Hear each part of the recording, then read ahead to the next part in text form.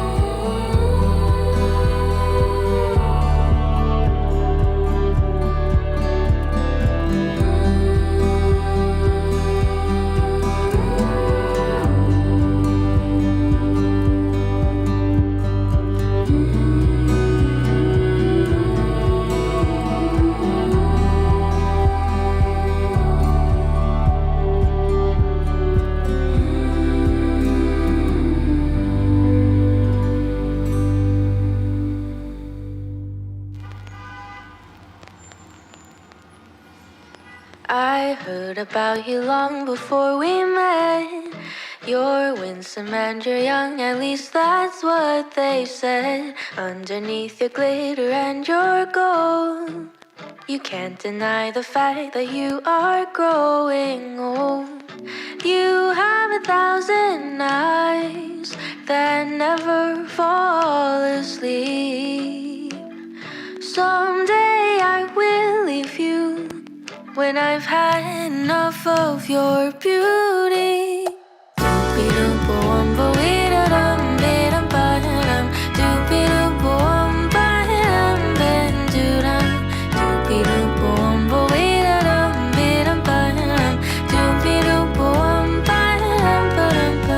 I haven't gotten used to your scent.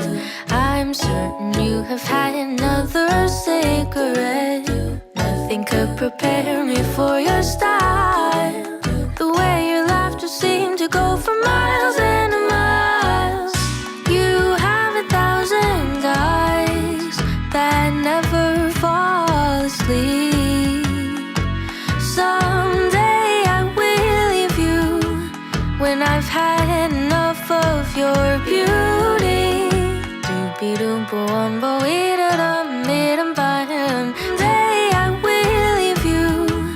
When I've had enough of your beauty.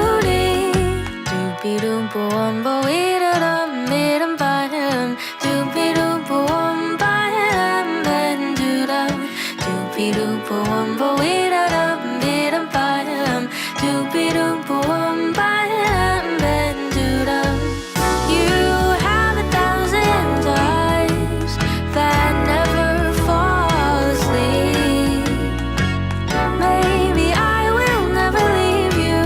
Well,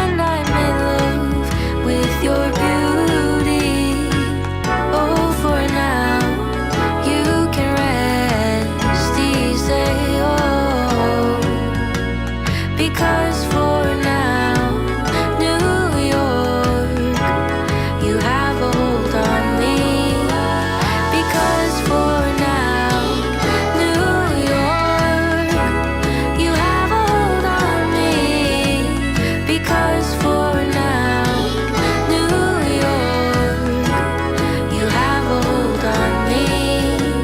Because for now, New York, you have a hold on me.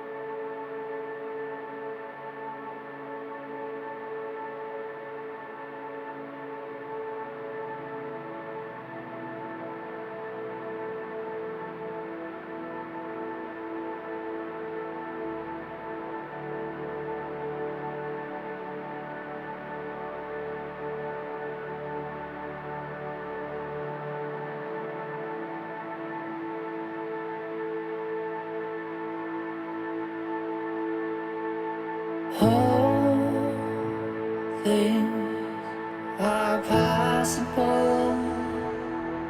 That's what they told me when I was young.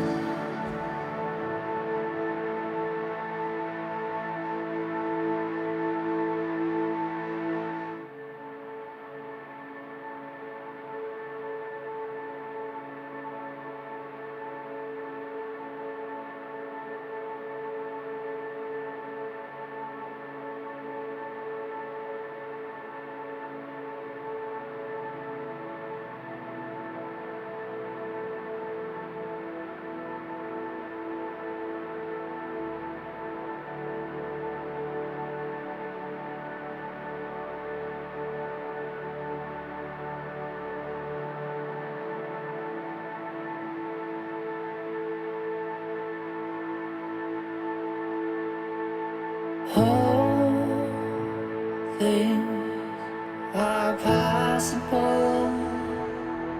That's what they told me when I was young.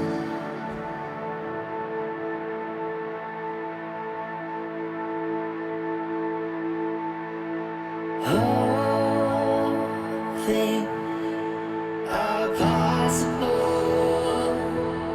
That's what they told me when I was young. All things are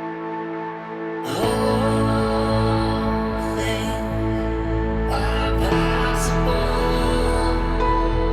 That's what they told me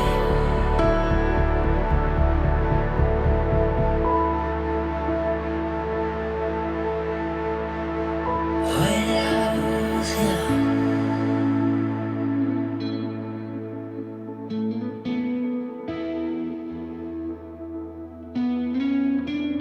was young.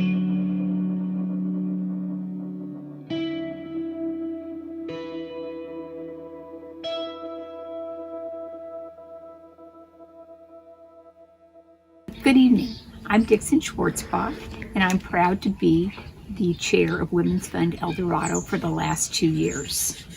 Tonight, you'll get an inside look at programs that we have funded, because 400 of us have chosen to pool our collective resources.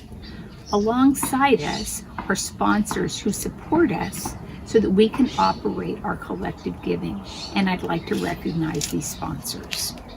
At the silver level, Serrano, El Dorado Savings Bank, Pacific Investment Consultants. At the bronze level, Carter Kelly, Cold Springs Dental, El Dorado Disposal, and Marshall Medical.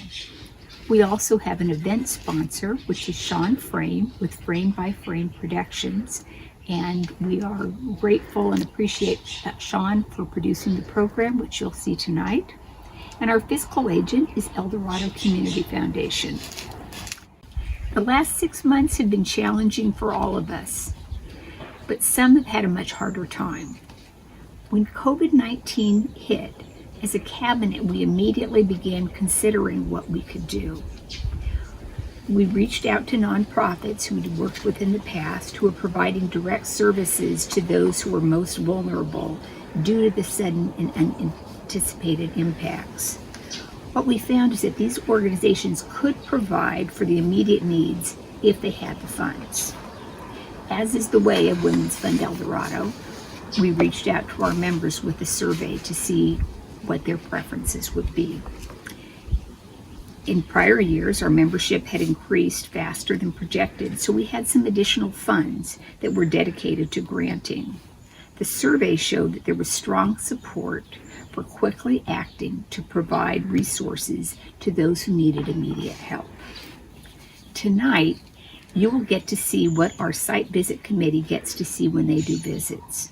You'll hear about the impact we've made through our collective giving from those who we funded. 3 of the grantees, the Upper Room, the Center for Violence-Free Relations, and the Military Family Support Group, received the COVID Urgent Needs grants. SAFE-D will tell you about the impact from our regular annual granting program. My name is Charlie McDonald. I'm the Executive Director of the Upper Room Dining Hall. The Women's Fund provided us with a $4,000 grant to help offset the increase in food costs from the COVID-19 closure. The Upper Room Dining Hall serves not only homeless but also low income, the broken, the marginalized. And since the COVID-19, we have seen a huge increase from the unemployment, a huge increase in families and people trying to stretch their budgets. Since March, our meals have increased from an average of 150 per day to 300 per day, and up to, in July, I think we served a little over 10,000 meals that month. So the increase has been considerable.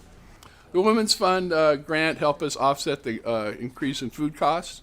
On March 23rd, when the governor shut down the restaurants and the stay-in-place order came through, we were in a panic on how we were going to make ends meet and how we were going to continue to serve the community that we serve.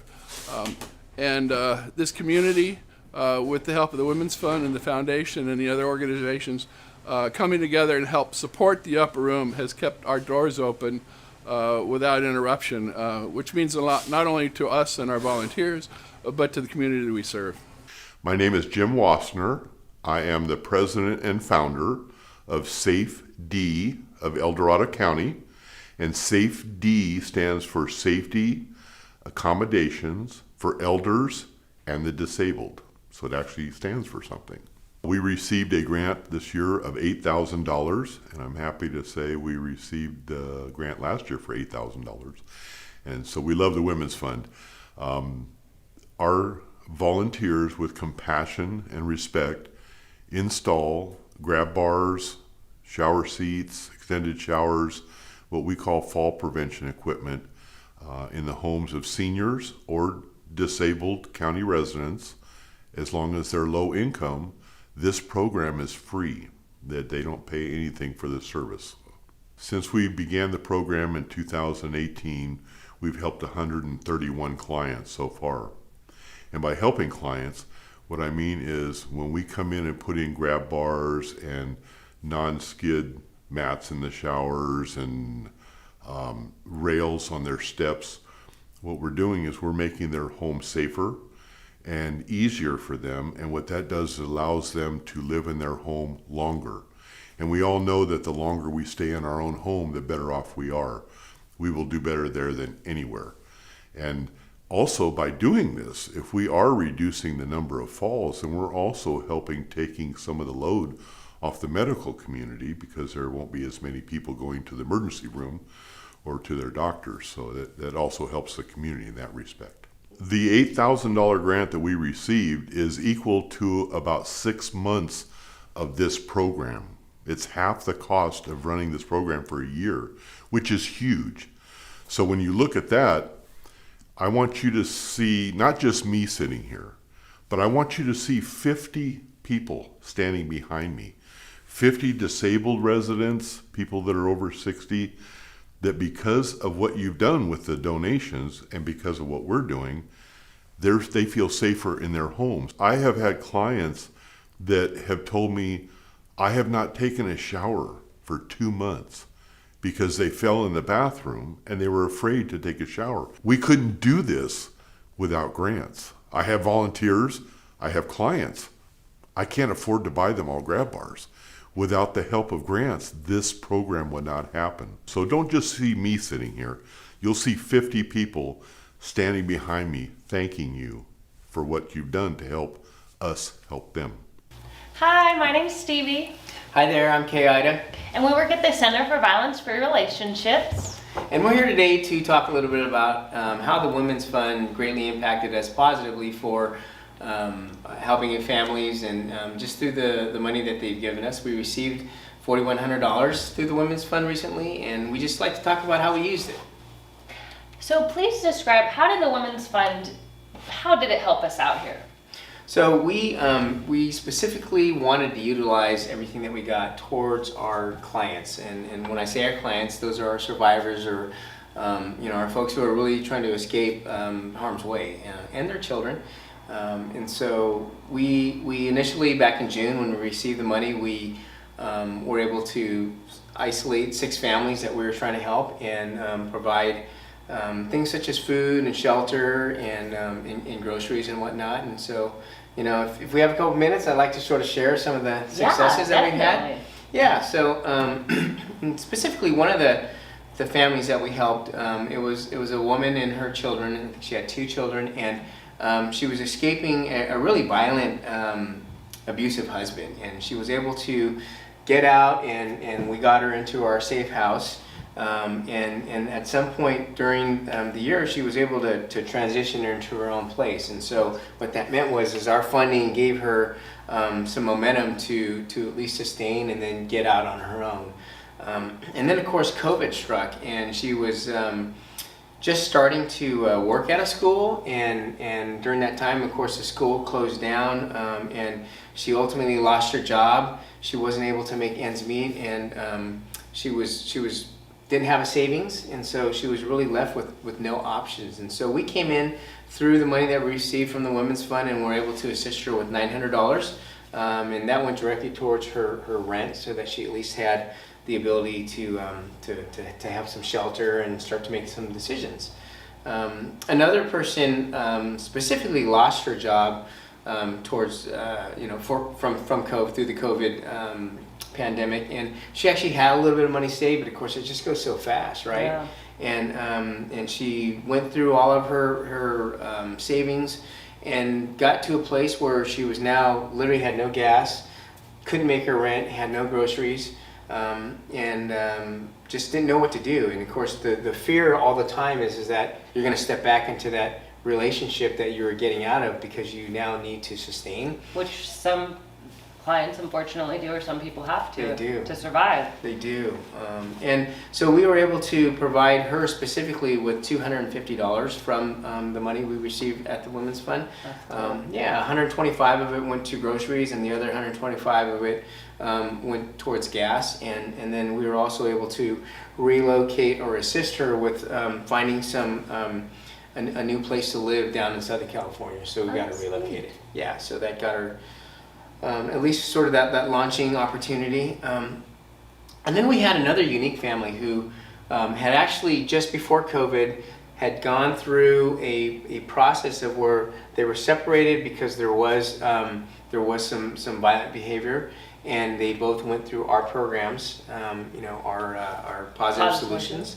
Yeah, and on their own, they each learned how to navigate the relationship better, and they took the tools to use for themselves and their children, and get back together ultimately, right? That's awesome. Yeah, and of course our mission is to create happy families, and that is really a good success story towards doing that.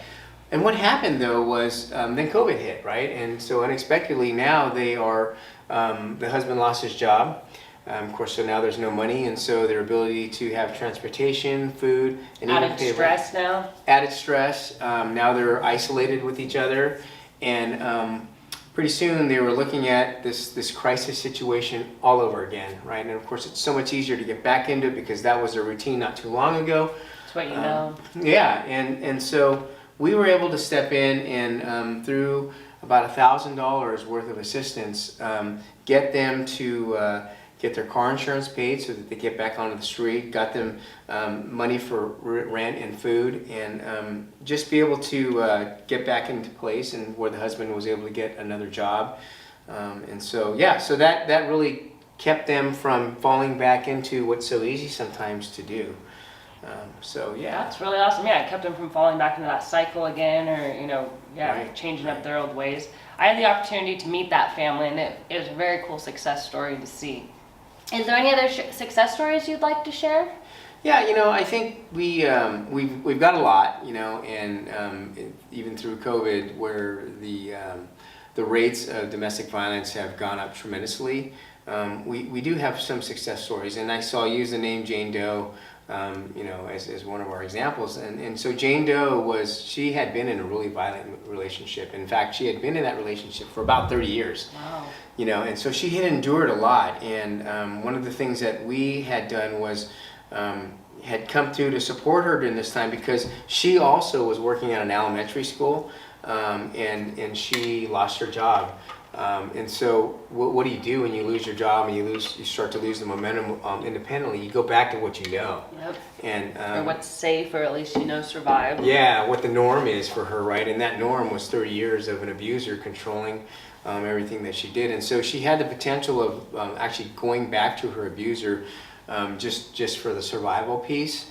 And so she was in a one-bedroom house. She was able to at least sustain it at that point. She had her own health insurance. And so once COVID hit, she lost all of that. She was still in her home, but she was about ready to lose that. And so we were able to assist her through the fund that we were able to use, and we paid her rent during the month of June, and we were able to keep her from going back to her abuser. She had some day-to-day bills that were very essential, utility and whatnot, and so we were able to help her with that as well, and basically just keep her going until she could find another job and get back on her feet. So we really bridged that gap for her, and again, that couldn't have been done without the funding that we received. That's awesome. Well, thank you for sharing. Is there anything else that you would like to share with the Women's Fund of El Dorado? So I just wanted to tell you, we don't often get the opportunity to thank those who support us. We're always looking at just forward, how can we help other people? But the big story really is that we couldn't do what we do without help from the Women's Fund and just folks who really care. And so we're just glad to be partners with you. So thank you so much. Thank you. Have a great day. My name is Lauren Hernandez. I am the Secretary for the Board of Directors for Military Family Support Group. My name is Tim Whalen. I'm a board member with Military Family Support Group, co-chair with El Dorado Veteran Resources. We provide food, sometimes emergency shelter, sustenance items, health and hygiene products, and referral resources to various organizations and services throughout the community. The Women's Fund provided Military Family Support Group with $4,100 in COVID immediate needs funding so that we could continue filling in the gaps that arose amid the COVID pandemic. With the funds provided by the Women's Fund, we were able to conduct 7 drive-through COVID-safe outreach events to serve veterans and military families who usually relied on our services but had additional needs due to the COVID pandemic economic impacts. And we provided grocery and nutrition assistance, fresh food, prepared meals. And through those events, we were able to screen for those who needed additional assistance. And with that, we were able to help nearly a dozen families maintain their housing amid funding lost to their household income. And we were able to keep them sustained through the peak of pandemic closures. Due to the COVID-19 experience, we've had several veterans come in who have lost their jobs through no fault of their own. And the family suffers, and we're able to ease the burden for a period of time by offering financial support and nutritional food services and referrals to the appropriate agencies that might help them. This funding made the difference for our organization in a time where there was so much economic need and we were losing revenue due to having to cancel and change our normal fundraisers. And we also experienced increased demand for services and need in the community among veterans who were used to going to certain locations for assistance and finding closed doors and so many changes all at once. We were able to rise, to show up, to be present, and to meet those needs so that no veteran had to go without. We had a family that was referred to us by just members of the local community, and their local business owner who previously had been a donor continuously to our organization, and amid the pandemic was facing extreme economic hardships on their family. And through the assistance of this grant funds, we were able to ensure that this family could fill in the gaps, maintain their housing, keep their business operational, even though they couldn't welcome folks into their business and continue their revenue. And now we're months into this pandemic, and it's still tight for that family, but because of the assistance we were able to provide,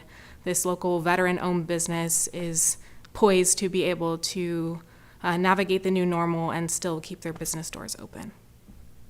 Being able to still maintain continuity, to be a consistent organization, to rise and fill those needs, it means so much to us because we tried to never say no, and that's done a lot through community partnerships, and we're so thankful to the Women's Fund for helping us continue to do that, and for our community who's continued to support us from individual donors and partnerships that we're able to leverage in that. Really shows that when the need is there, the community steps up and provides that support.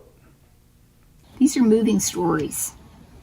Since our inception in 2007, Women's Fund El Dorado has granted $795,000 locally to 65 organizations. These are your grant dollars at work, making a difference because we're all contributing together. Next up, you'll hear 3 more grant stories. The first is the Homeless Services at El Dorado County Office of Education. This was an urgent needs grant. Next is Hands for Hope, which is a regular grant program at the $8,000 level. And last, you'll hear about 3 Strands Global, which is part of our regular grant program at the $30,000 level. I think you'll enjoy these. My name's Margaret Lewis. I'm the Homeless Youth Coordinator for El Dorado County Office of Education. Women's Fund El Dorado granted us $4,100 to help the foundational portion of our food pantry that we were running in response to COVID-19. At the outset of COVID-19, we recognized that there were a number of vulnerable families who were going to be having further problems with food insecurities. In response to that need, we were able to serve over 4,500 meals to 921 unique individuals. When COVID-19 initially hit, we recognized a number of food insecure families. This was before the school districts were able to start their food programs, so we filled that gap initially with folks who were in that vulnerable position. What we realized as COVID continued and as people lost their jobs was that food insecurity was becoming an even bigger concern, and we were able to continue this program and feed those families until the end of July. Success came in 2 ways for our program. Probably the largest overarching picture was just the sheer relief that we got in response. We would call people each month who we had served the month prior and say, "Do you need us again?" And the level of relief was palpable. And so I think if that could be measured, that would be the biggest line of success that we experienced. More specifically, one parent in particular called and just shared how much it had meant to her. She had not ever had to ask for help before, and she expressed that asking for help was the hardest thing she had ever done, and that the biggest piece of it for her was that she had been met with respect and understanding, and that, for me, was a measurement of success. It still gets me a little choked up to be able to have served people in this way. As the Homeless Youth Coordinator, we often see folks who are really struggling and very vulnerable and can't always respond in the most tangible ways. We just can't do everything for everybody. and having the Women's Fund come alongside us and allow us to do this very tangible thing was phenomenal. I think one of the ways that we saw that perhaps most profoundly expressed was making a delivery one day and tried to add a few goodies each time that we made a delivery. And after a couple of months, some of the families were getting used to us. One particular time, a little girl, probably 8, came and met me at the car, and she said, "Did you bring the goodies?" And as we walked together up to her apartment, I said, "Well, I brought chocolate chip granola bars." And she said, "Well, thank you." And I said, "And I think you got Honey Nut Cheerios and not just the plain ones." And she said, "Well, thank you." And clearly I felt like a failure because whatever that special thing was, I didn't bring. And so we got to her house and I set the groceries on the doorstep, as was our norm. And she pulled out the bag of apples. We did 2.5 pound prepackaged apples. She pulled out the apples and she pulled out the peanut butter and she said, "You did bring the good stuff, thank you." And it was just a real picture of priorities, real picture of what's meaningful. I was approached by Women's Fund El Dorado when they found out that we had started this kind of on a grassroots level and we didn't really have a financial backing for it. And so they had started the COVID Relief Fund and invited me to apply. Through that application and through the women who run this program, we were able to get other grants. They shared where other resources were available. They connected me with other outreaches. We not only provided these families food, but we were able to connect them with a variety of community resources, and even connected with the woman who is now going to be, through her nonprofit organization, hopefully continuing this good work. So we are really looking forward to the fact having this come to an end was a really hard thing to know, that we were walking away in essence from these families. And now through all of these connections that were made, it looks like a new food pantry will be coming on board, and they will be providing this service to these families ongoing. My name is Cameron Shonell. I'm a junior at El Dorado High School, and I am president of the Hands for Hope Club. Growing up, I was raised by a single mom, and there were times that we couldn't always afford to do certain things, or we'd have to scrape change to be able to get by and stuff like that. So there were organizations that would help us. So I enjoy volunteering to give back to the community that helped me. And my mom also taught me volunteering from a young age.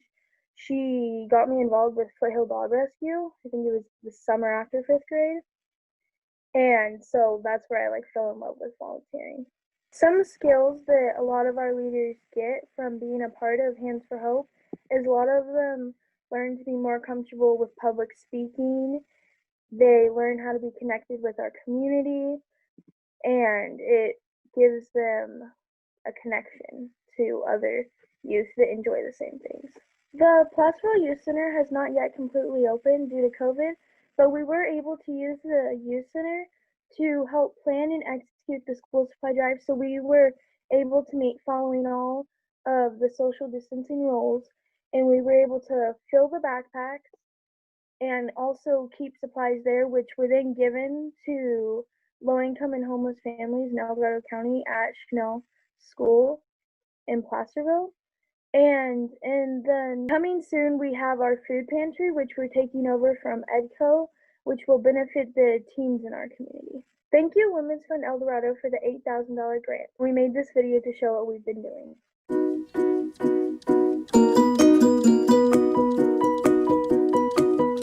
My name is Lori Whittle, and I'm the Hands for Hope Education Program Coordinator for Placerville Schools. My name is Myra Pittman, and I'm Treasurer for El Dorado High School's Hands for Hope program.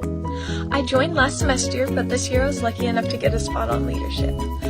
The camp was so much fun. My name is Cameron Shonell, and I'm the president of the Hands for Hope El Dorado Club, as well as the School Supply Drive Vice Chair. This year, we did a virtual camp instead of doing it in person due to COVID. Although both camps were very different, and the in-person one, obviously it flowed really nicely and it was more natural, but the virtual camp was still really interactive and engaging and had a lot of fun activities, and it was super cool because it was obvious that they put in a lot of work into this event, so it was still an amazing time, and it was great to see everyone and have team bonding.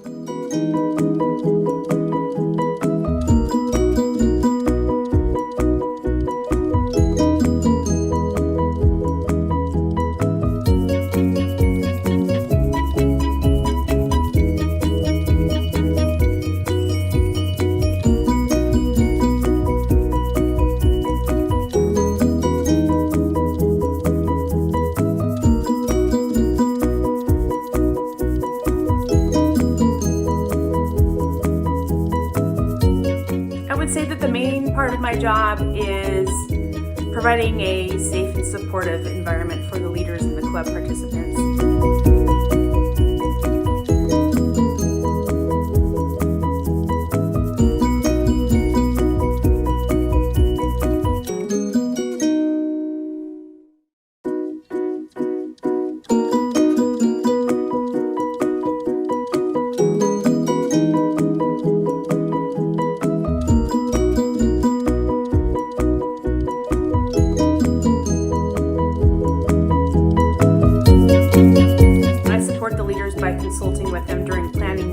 Supporting them while they're running meetings and performing behind the scenes activities. And sometimes that includes making contacts with businesses, following up on communication that we started and we just need to close.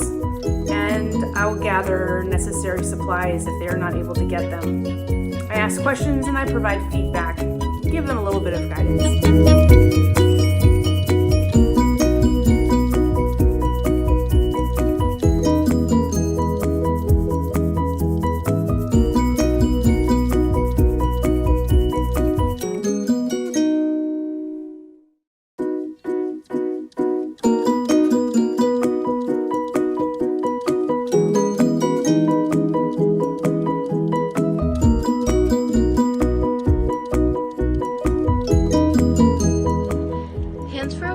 connected me with opportunities throughout the community by allowing me to understand and know the needs that are within my community. I believe Hands for Hope has created a safe place where youth can come and talk about their passions to make a change without being wary of judgment or any criticism of any sort. Once shelter in place began, they got creative. As soon as the action phase began and we were in shelter in place, their goal of raising $200 was met and surpassed when they successfully pivoted and started a Facebook fundraiser for the purchase of bottled water, benefiting the upper room. They raised a total of $420. When COVID came, many of our club members and other Hands for Hope youth found ourselves in a predicament. We had no Wi-Fi at our homes, and many could not afford it. Hands for Hope stepped in and was able to provide hotspots and other ways to connect to Wi-Fi so we could complete our classes as well as stay connected with Hands for Hope. I have seen the leaders at El Dorado High School grow over this past year. Camry and Annabelle worked with a great deal of adversity and overcame. I watched them learn how to listen to their club participants' suggestions, wait for responses, and take a new direction when adjustments needed to be made. That's a sign of a good leader. As the Placerville Youth Intern, I'm currently working with Yoko and the board from Empty Bowls to figure out how we can still have a fundraiser for Empty Bowls in some new shape or form, and how Hands for Hope can participate and help execute that and still help them donate to a great cause. Project ideas come from the desire to fill a need in the community. I don't design a plan and tell them about it. It's actually the other way around. In the near future, I hope to plan and execute many outreaches for seniors in our community. One idea I would like to pursue is succulent gardens, which a youth and senior would be paired together to plant and grow the succulents.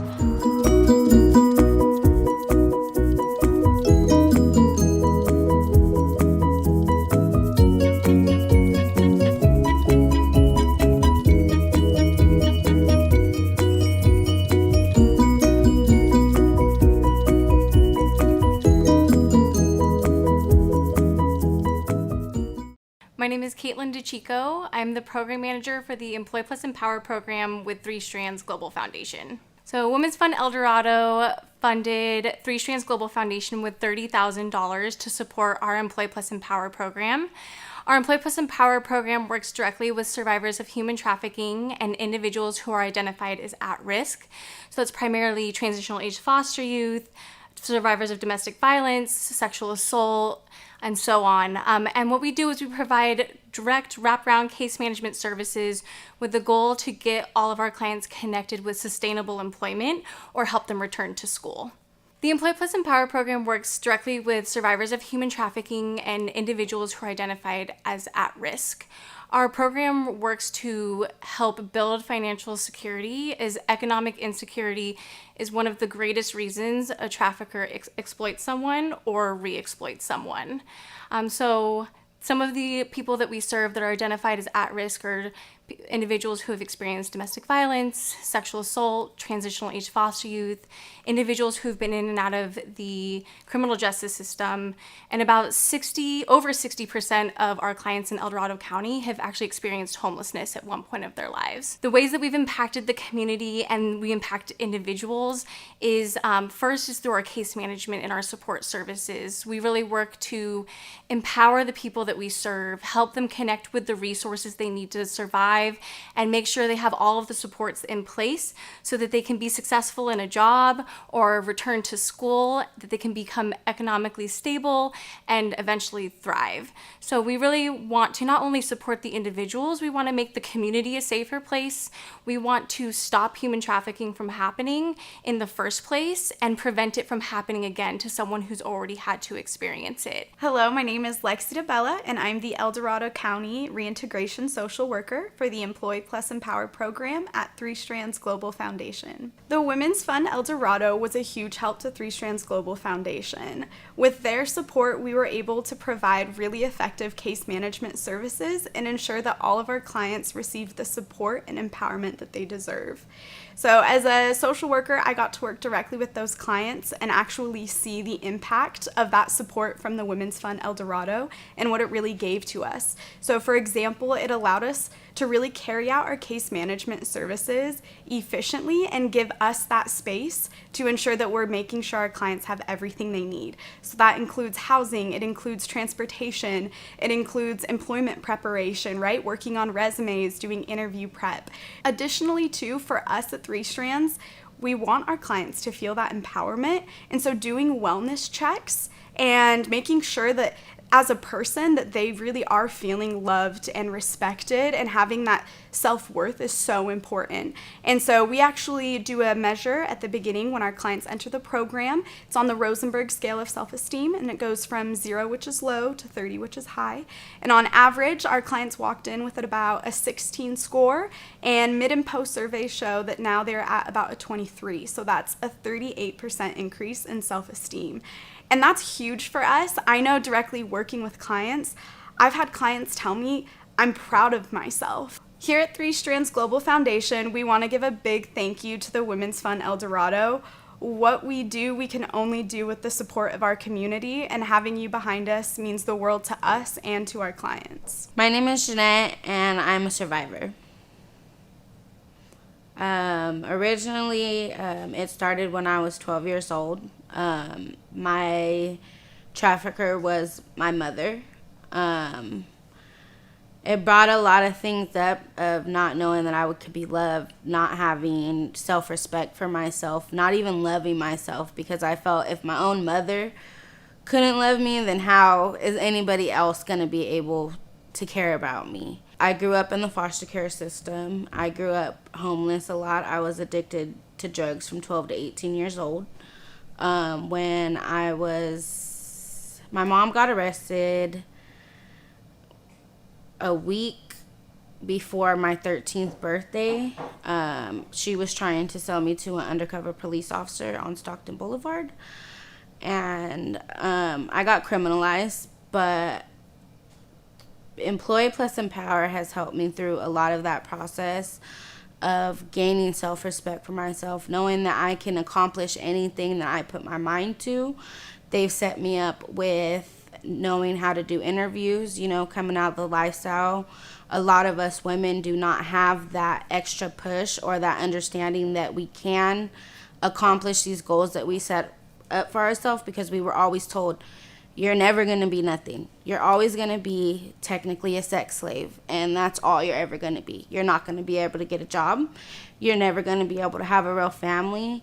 And Employee Plus Empower have sat there and blood, sweat, and tears with me, and has shown me that I'm capable of being somebody. I'm capable of being a good mom.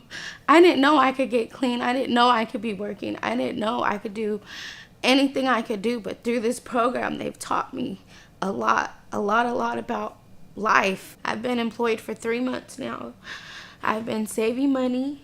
My daughter is my biggest cheerleader. So I want to say thank you guys as well for the fact of you guys providing for us and letting us know that, hey, there's people like you guys, and there's people as well as 3 Strands that have our back. So thank you so much. What an incredibly moving story. Your Women's Fund El Dorado has made it possible to support and change thousands of lives and stories where we live. Lives of individuals like Jeanette, or the little girl so grateful for apples and peanut butter. Good evening to you all. My name is Emily Smith, and I am the Vice Chair of our Women's Fund Cabinet. We're going to shift our focus now to another fund that we manage, the Wickline Scholarship Fund. The Wickline Scholarship was established through a legacy gift from Marianne Wickline in 2009 to assist women residing on the western slope of El Dorado County trying to overcome personal hardship by pursuing post-secondary education. Marianne Wickline graduated from Mills College in 1934, one of the very few women to earn a degree in chemistry at that time. During her career, Marianne supervised the Chemical Information Department at Dow Chemical in Walnut Creek. She lived in Danville, California, where she was an active member of the community for 27 years before moving to Placerville in 1988. In Placerville, Marianne became involved with local affairs and served on several county commissions. She was a member of the American Association of University Women, the American Chemical Society, and the Special Libraries Association. We are humbled and grateful to honor Marianne's legacy of tenacity and commitment to community through this annual scholarship. Due to a generous contribution from U.S. Bank, we were able to award a total of $8,500 this year. All of our applicants included individuals with excellent education goals, and it is our pleasure tonight to hear from one of these scholars, Ms. Allison Lynch.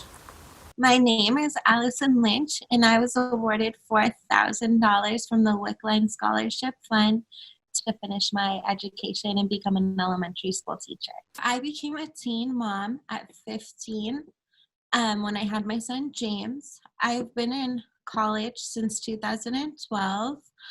I tried a few different majors because I wanted to give us a good life, but I knew from elementary school, kindergarten, my first day, that I wanted to be a teacher. I finally went through William Jessup University, a 4-year program there, and I am on my last leg, so I'm finally making my dream come true. It's been a long road, but I've had my son with me every step of the way, so it's been an incredible journey. Receiving the scholarship meant absolutely everything to me.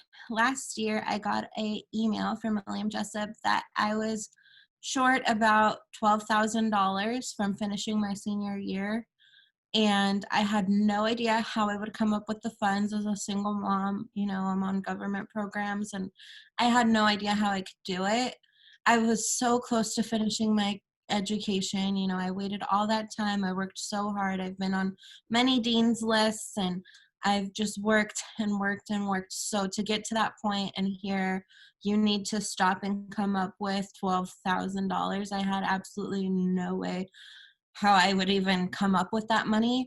But then I heard about the Women's Fund of El Dorado, the Wickline Scholarship, and I applied on a whim thinking, oh gosh, it will only maybe be $1,000 if I'm lucky. And they actually awarded me the full amount that I needed left, which was the last $4,000. So thank you so much, Wickline, because of you, I get to make my dream a reality. I'm on my very last semester of my senior year. I'm just student teaching at this point, and you know, it meant everything to me because of Wickline El Dorado Fund, I'm able to live out my dream and finally just make it a reality. A fun fact, teen moms, only 2% ever graduate from a university. And because of the Wickline Fund, I get to be that 2%. So I think it's just a super fun fact to add that, you know, not only did you guys make this a reality for me, but you made me part of the 2% that ever make it this far.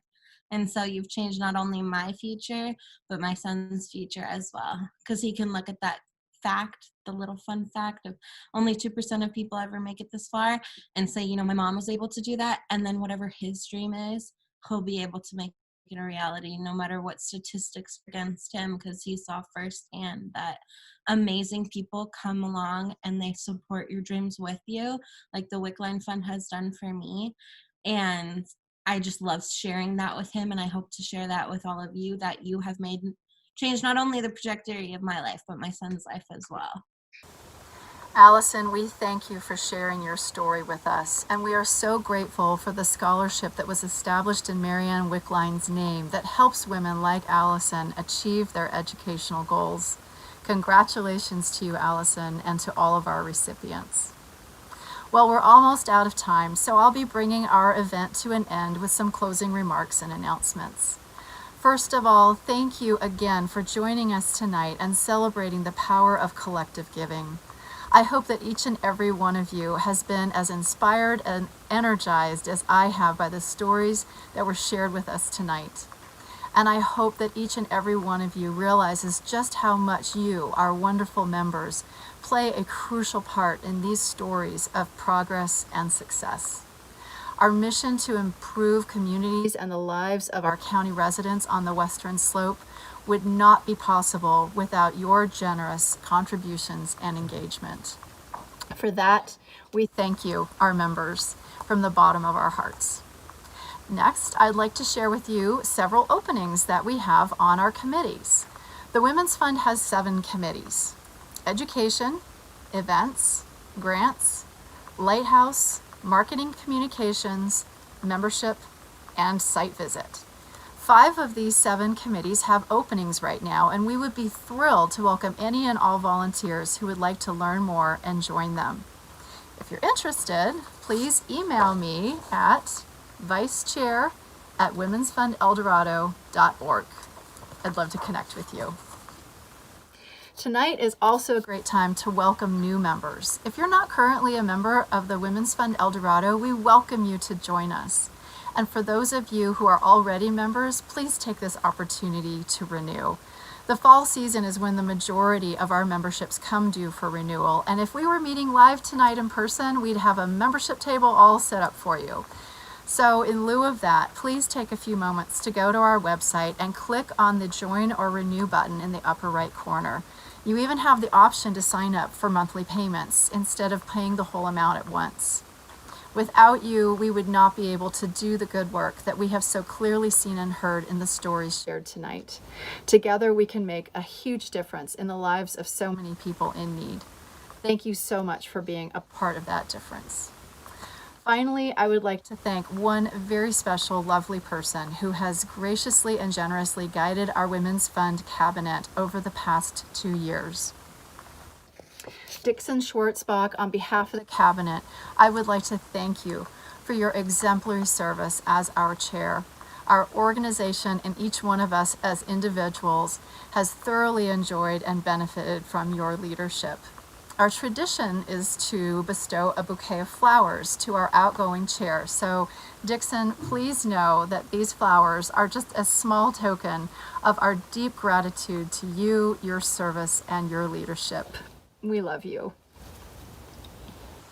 On that note, I'd like to draw our evening to a close. Thank you once again for joining us this evening. We all look forward to gathering again in person, and we hope that that day will be very soon. Good night, everyone.